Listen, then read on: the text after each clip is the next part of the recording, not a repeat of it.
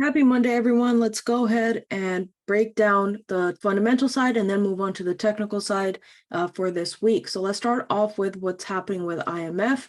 We know all of last week there were IMF meetings, and then also with G20, it was pretty much something similar where there weren't a lot of the countries that weren't able to come to a conclusion and agreement because especially with the Russia-Ukraine war, because there were certain countries that were clear on where they're standing, where they're saying that they're opposing Russia's invasion into Ukraine. And then there's also certain countries that are kind of on the fence that haven't really made clear what their stance is like. So looking at China, looking at India, Brazil even trying to negotiate lower prices, fuel prices from Russia. So because of that, there's a lot of back and forth that happened. And, now we're starting to look at where the clear core things, concepts that the IMF, they can work towards. So looking at the IMF, what they have predicted is that the global recovery is clearly slowing down and that there are still subject to downside risk.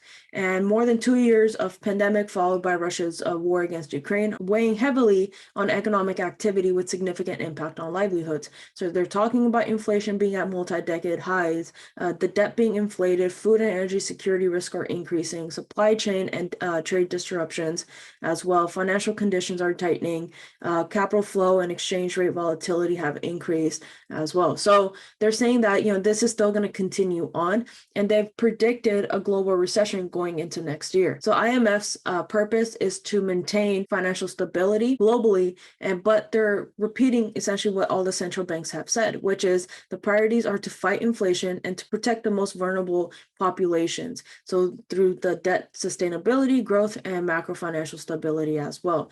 And they're urging and encouraging central banks to be strongly committed to achieving price stability and ensuring that inflation expectations remain well anchored. What this essentially means is that they're motivating them to move into contractionary monetary policies and also continue increasing their interest rates. But another issue that we have seen here, especially when you're looking at the UK, is on one hand, Bank of England continues to move towards this contractionary monetary policy and continues increasing those interest rates, but then they also have the government aspect of it, the chancellor coming in and, the tax cuts and also just putting more money into the economy. So doing two completely opposite things. So here, the important thing is to have both of them aligned together and working towards together, right? And that's really what's going to help any economy kind of combat this recession and then also combat inflation and move towards a growth economy. So as we continue down here, there's a lot of different points that you guys can take a look at, but I want to focus a little bit more on points 5, 6, and 7. So here, what they have said is that they're going to provide the necessary financial support in order to support the members with balance of payments issues that they're having. And then they're also going to partner with other international organizations, such as the World Health Organization, along with World Bank, to enable support of pandemic preparedness efforts through RST, which is, the Resilience and Sustainability Trust. So that's essentially what they're doing. They're working together. They're trying to, with other organizations, and they're still trying to provide that financial stability into a lot of these other economies. But there have been a lot of emerging economies that have been bailed out by the IMF because all of these countries are having liquidity issues and also, again, financial stability issues.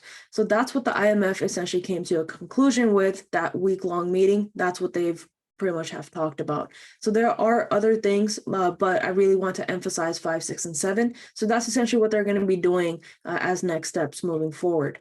Now, moving on to the UK side. So far in the last 3 weeks, we know that there was the Bank of England's bond purchase program that ended on Friday. There were concerns as soon as that ended, there were concerns around whether there will be another liquidity problem, but there's also optimism that more money is not being dumped into the markets while central banks like Bank of England are moving into a contractionary monetary policy. So they've made this complete U-turn on this tax cut plan as well with Truss. So on Friday, Truss made that announcement, but she also fired the chancellor, and then they replaced him with Hunt, so Chancellor Hunt. And the good thing here is Bank of England's Governor Bailey has already spoken to Hunt, and they have agreed on the importance of fiscal sustainability. What that essentially means is that now you're not going to see Bank of England increasing interest rates while the chancellor and the government, Truss's government, are doing tax cuts and trying to provide more liquidity into the market. markets. It does not make sense, right? But even though the latest interjection by officials may help calm the nerves, but here the same exact concern is what happens now after the Bank of England's bond purchase program has closed or it's over on Friday. Now, what happens next? And how are they going to make sure that they don't end up in a similar problem where they have to step in and inject once again? So those are the concerns that still remain around here. When you continue down into this article, they say that the outlook for both the politics and the market remains uncertain and the situation continues to move fast. So here the question is, how will the markets navigate the end of the backstop here? They have said that if the market is really collapsing again, then I don't see any option but for the Bank of England to step up again. But again, that's where the government and the central bank will have to work together, even though they're very independent of each other. They're going to work together and be in alignment in order to combat this high inflation and this liquidity issue and make sure that doesn't happen again. So the most important thing here is seeing those uniform policies from Hunt and also Bailey. Now let's go ahead and move on to the economic calendar side. So Sunday was the IMF meeting, and then we're pretty much done. That was the last day of this week-long IMF meetings. And then starting off today, we've had, as you can see, the only high impact news in US session, and then everything else is now coming into Asian session. There's not much else that's really coming out, although it is going to be very important to watch out for this federal budget balance. This is going to give you a good outlook of where we are right now as an economy and where we headed next.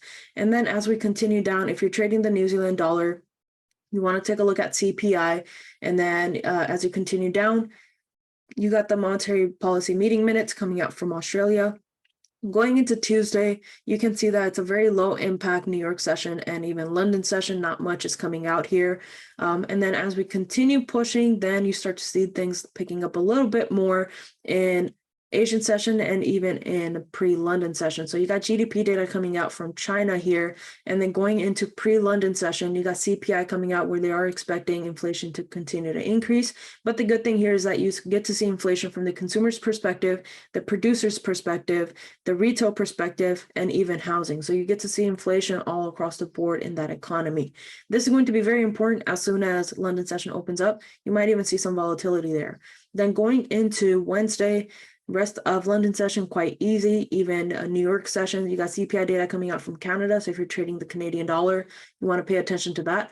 But after that, US session, rest of it, as you can see, it's quite easy, but you do have some low impact data coming out, which is, again, going to be very important to see with building permits, with housing starts. All of that's going to give you more of the housing side of the economy, which is usually tends to be the last sector of the economy that's really hit when there is some sort of recession that's coming up. But we are starting to see those slowdowns finally happening.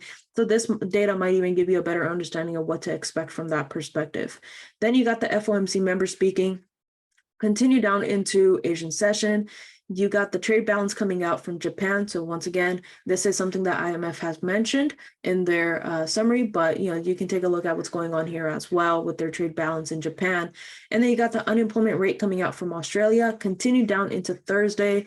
You got the manufacturing index coming out from the US. And then as you can see, rest of the week and the entire week, really, it's been quite an easy week when it comes to economic data in general, because we've had so much news and so much fundamental, so much economic data coming out in the last couple of weeks. We can probably expect the markets to slow down just a little bit.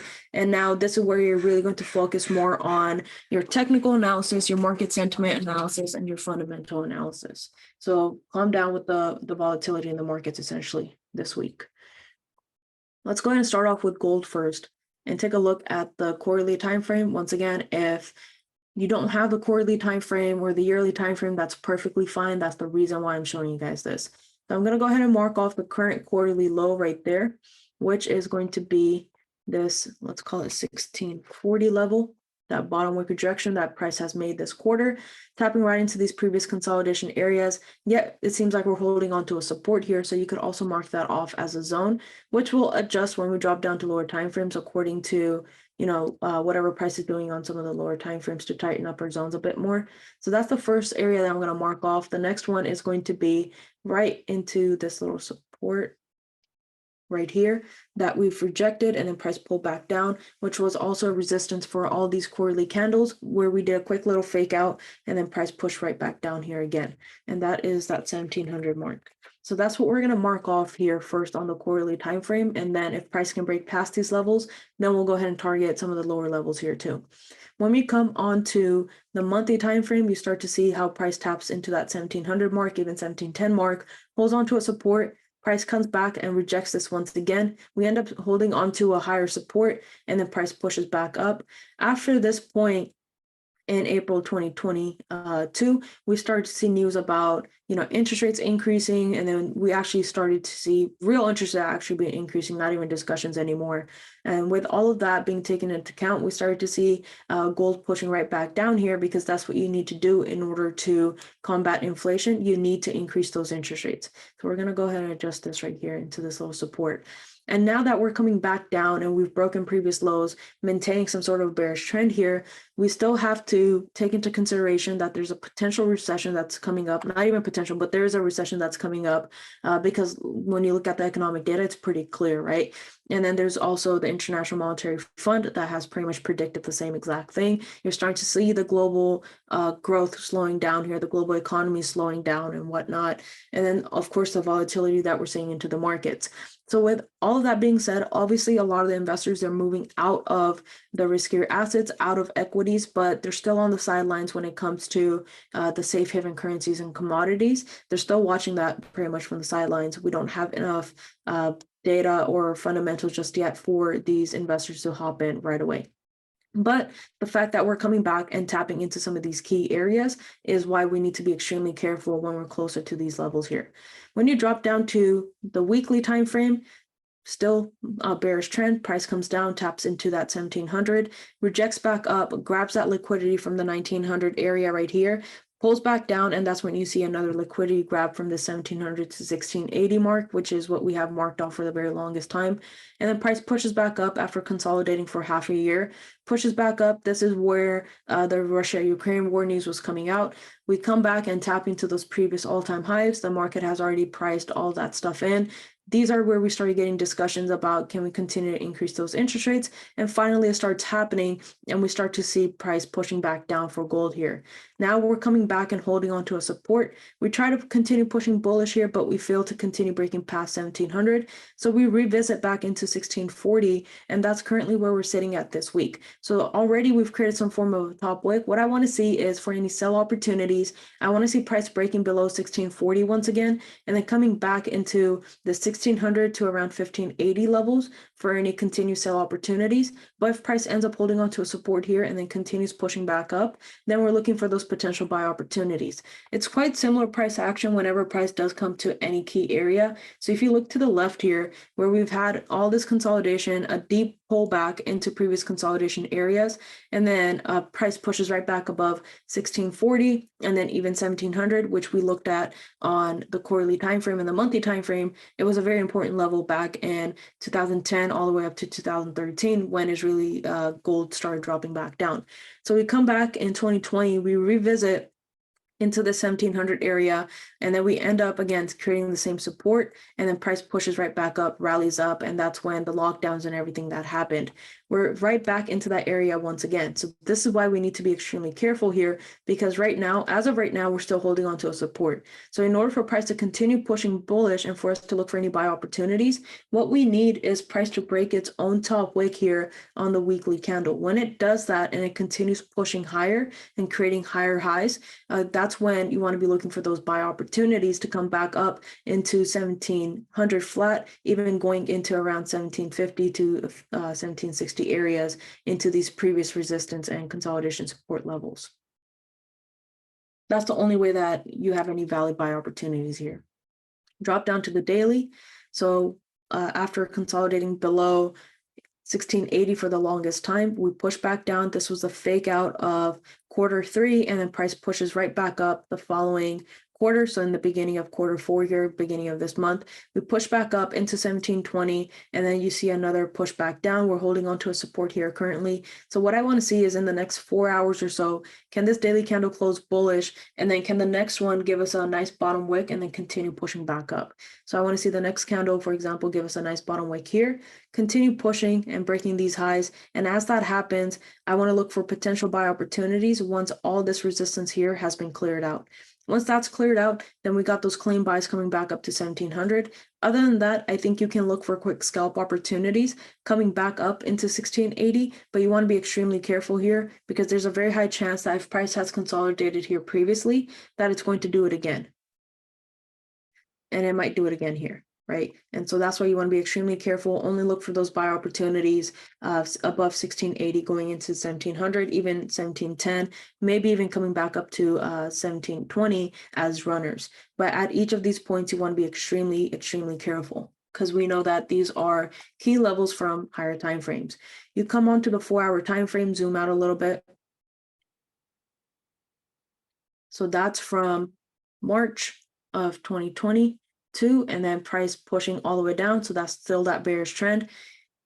I'm going to go ahead and draw this quick little trend line for you guys just so you could see it from a visual perspective where price is holding on to the support. The only way that the structure really here is broken is if price can break past the 1700 and 1720 levels and then continue pushing back up.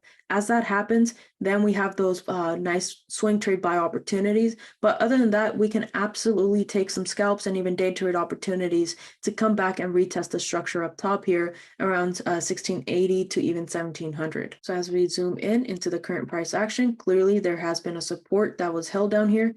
So what we can do is narrow in that zone. So this is where we're going to narrow in that zone that we made from the quarterly time frame. Notice how all across the time frames that zone was checking off. That's how important the zone is. And if that zone or this specific level checks off from the quarterly time frame, the monthly, the weekly, the daily, know that that's a very strong level. And just your 5-minute break and retest, your 1-minute break and retest, your 15-minute break and retest is not going to be sufficient for you to look for swing trade opportunities. For scalp opportunities and day trade opportunities, absolutely, right? You can do that. But if you want to look for scalps to swings or just swing trades in general, you need those higher time frame confirmations. So we come back into 1640, reject into this area, and then we start to push back up. All of this happened yesterday, right? And then there's also news about Russia sending out more missiles and drones and attacks and all of that. So those tensions are still increasing between Russia and Ukraine. So when we come back to key areas, you will see fundamentals coming out to support the moves in either direction, right? And that's when you align that with the market sentiment, and then you align with, that with the technical analysis too. So as we push back up, clearly we're coming back into these previous consolidation areas right here that price keeps tapping into. So this is where we want to be extremely careful. Only look for those buy opportunities, like I said, above 1680, and then you can have a clean move going up to around 1700. You want to make sure that you're staying clear of all of this. Drop down to the hourly. Price pushes back up after a nice rally. We tap into this key area once again. It seems like a pullback, but once again, for any buy opportunities, you need those higher highs and higher lows to be formed. If price continues pushing below 1640, that's the only way that we're looking for any sells. Let's go ahead and take a look at GJ now from the quarterly time frame. We have finally broken past this resistance that we have been working off for a very long time, which is at 165,500. So we've varied between 165,300 to around 500, but finally we're breaking past that. We have filled these previous quarterly highs here, and it seems like we're approaching this support area from the past. So we don't want to be overly optimistic here just right off the bat, because there is still the economic plan that's coming out. We have still yet to see what Bank of England is going to be doing. Is it another, let's say, 75 basis point hike, or are we scaling back a little bit onto a 0.5% hike? What is Chancellor Hunter is going to be coming out with? We have yet to watch out for all those things. But as you can see, we're still sitting at a very key level regardless, right? And so finally breaking past these previous wick highs gives us confidence. Can we continue pushing back up into 172? Let's go ahead and drop down to the monthly time frame. After that massive consolidation for many months, where price just held onto this area as support, which is at 161,300. And then this is when the bond purchase program news came out, grabbed liquidity, flipped back up. This month we made a little bit of a bottom wick here and then pushed right back up. And then when you drop down to the weekly time frame, really that push came from Friday, how the market closed. And then also this week where the market gapped up a little bit after creating a bottom wick rejection right into these previous resistance areas. So what I want to see is, can price pull back down and then continue back down into these areas simply to grab liquidity, right? Because that's a massive push up out of this consolidation. And whenever that happens, you always want to wait for some form of a retest instead of just buying these impulsive moves, because these impulsive moves, they're not going to continue for a very long time. They need to wait for a retracement. When you come onto the daily time frame, and here's your support that's being formed here, right? So on Friday, we ended up closing a little bit bearish, but we ended up closing above and out of this consolidation, which is exactly the confirmation that you want. And then this week we made a little bit of a bottom wick, price is pushing back up. What I want to see is some sort of a pullback, let's say in the next daily candle or so, some sort of a pullback, give us some sort of a bottom wick here, and then continue pushing back up. And that's how I would be looking for those buy opportunities. I don't want to look for a buy opportunity, an impulse buy opportunity, if there's no support that's being formed here. So when you come onto the 4-hour time frame, a nice push up, and then on Friday we pull back, hold on to a support. This week we gapped up a little bit already, closed bearish. That's how the first candle closed here on the 4-hour time frame, and then we continue this nice rally up. But as you can see, you have some signs of exhaustion here already, where this previous 4-hour candle, a couple of 4-hour candles, actually no bottom wick whatsoever. So that tells you that for the last couple of hours, price didn't even try going bearish at all, right? And every second of the market, there's buyers and sellers. You always have to kick the sellers out in order for you to continue pushing back up. That's essentially what we call this liquidity grab on a bullish candle. And so if price is to continue pushing back up bullish, you need price to pull back first and then do some retracement, collect some orders. There's two ways that the market's going to collect orders: retracements and consolidation. So pull back a little bit and then continue pushing back up. This new 4-hour candle just started forming about 12 minutes ago. So let's see if price can end up making a bottom wick and then pushing back up just to revisit these areas, or can we see price pulling back down deeper and then push back up, going up to 172. So there is obviously some optimism here now that we're starting to see an alignment between the central bank and the chancellor, and essentially, cutting back and making a full U-turn from those tax cuts. When you drop down to the hourly time frame, you start to see that pullback already happening, right? So just wait for that to happen, wait for clear support and resistance levels to be formed, and then look for your trade opportunity. Let's go ahead and hop up to US30 now. Same thing. Let's take a look at the quarterly time frame. Clearly, we're sitting at this entire bullish trend, but we're sitting at these all-time highs. Price pulls back down and ends up holding onto a support here, which was a very key level back in 2020 before the pandemic actually hit, right when the economies were shut down. So this is at 28,800 actually. 28,800, where price is holding on to that support. And then in the first quarter of the year, the pandemic hit, price made a little bit of top wick, pushed right back down. The Fed literally stepped in, stopped trading for like everyone. So if you had Robinhood, TD Ameritrade, anything like that, you probably remember this time. And then after that, that liquidity was provided into the markets and we push back up. We come back into these previous high levels and price ends up consolidating for an extremely long time, which is that 33,900 or even 34,000 flat, either of those. But price ends up consolidating up top here for a very long time. And then finally, you start to see a sell-off as interest rate news start to come out. And then you got a nice liquidity grab on the last quarterly candle. And this quarter, we've already held onto a support, and it seems like price is pushing back up into these areas. But we are sitting at a key area. So again, you need strong fundamentals before price can continue pushing back down. The sentiment hasn't changed from the central bank whatsoever. They're still going to continue increasing their interest rates. But now the problem is, how do you combat that recession, right? That long recession that we're going into. They have slowly started acknowledging the fact that there is going to be a recession. But for the longest time, even when we had two consecutive quarters negative GDP, they were completely denying that we were still in a recession, right? And so Now at least we're starting to get that acknowledgement, but we're still sitting at these key areas. And so again, we want to be extremely careful prior to looking for any buy opportunities. This is when you want to be looking for your confirmations. This is not when you want to be just jumping into trades left and right, doing revenge trading or emotional trading or anything like that. You need to wait for your confirmations prior to an entry. So now when you look at the weekly time frame here, we were in this bullish trend, and then we ended up consolidating out. You got the structure change here. So started this entire bearish trend here, creating these lower lows and lower highs.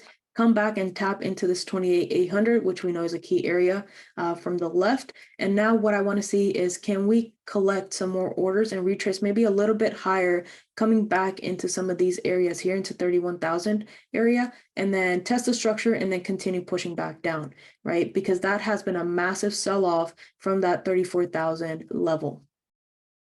We got one break and retest, but after that, it's just been bearish candles. So what I'm going to do is also mark off the previous weekly highs. So if price can break above this, then we got those buy opportunities to continue pushing. I'll just call that 30,400. And then if price can continue pushing past that, then we can come back up and target into 31,000 flat.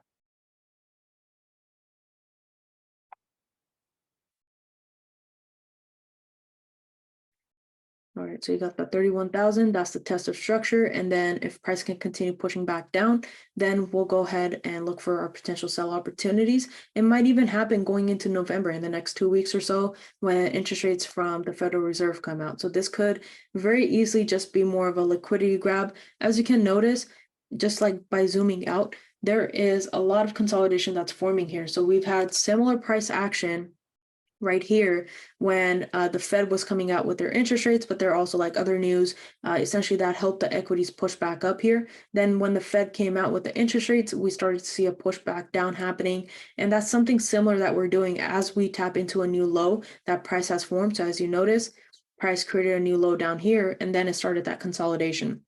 Leading up to the interest rate news, we got a nice push up, and then interest rate news came out and we pushed right back down here. Ended up creating a new low, and we're doing something similar. So that's why, can we see price pushing back up into, let's say, 31,000, and then maybe a little bit higher, let's say in the next couple of weeks or so, coming back maybe into 31,600, and then hold on to a resistance, and then see another sell-off coming back into 28,800 at least, and then if not lower. Let's go ahead and drop down to the 4-hour here. So same thing on the 4-hour, you got a nice consolidation that's essentially forming, but within this consolidation, you can still look for potential trade opportunities. So if I'm going to look for any sell opportunities, I'm going to wait for price to break below this entire area, because above that, as you can see, there's a lot of volatility that's happening. That's not something I would want to be a part of until price can push back up and hold on to a resistance here into this 30,400. And then another sell-off that happens, then we can look for potential sells coming back into the zone of 30,000 and then maybe even lower going into 28,800. Any buys will be above that 30,400 mark. So that's it for this week. I hope you guys were able to get some good information out of this. But I will go ahead and post the day that we will be doing our live session this week. And then we will also have a simulation session on Friday. But as always, make sure that you guys are trading safe. Make sure that you're not over trading, over risking, or anything like that. You only have 2 weeks left of October. And then after that, very soon, you're going to start to see the liquidity drying up into the markets. And you're also going to start to see a lot more volatility, just in the sense that a lot of wick rejections and whatnot as we get closer to the holidays. If you guys haven't already, go ahead and check out how to trade Q4 video. That was a quick webinar, part 1 of the 2 webinars that I've created for my group, but I want to share that with you guys so then you guys have a good understanding going into Q4 and also understanding of how to trade Q4 as well. So there are a couple of things that I have outlined there. Let me know how you guys like it. But other than that, I will see you guys in the live session this week. Have a great one, everybody.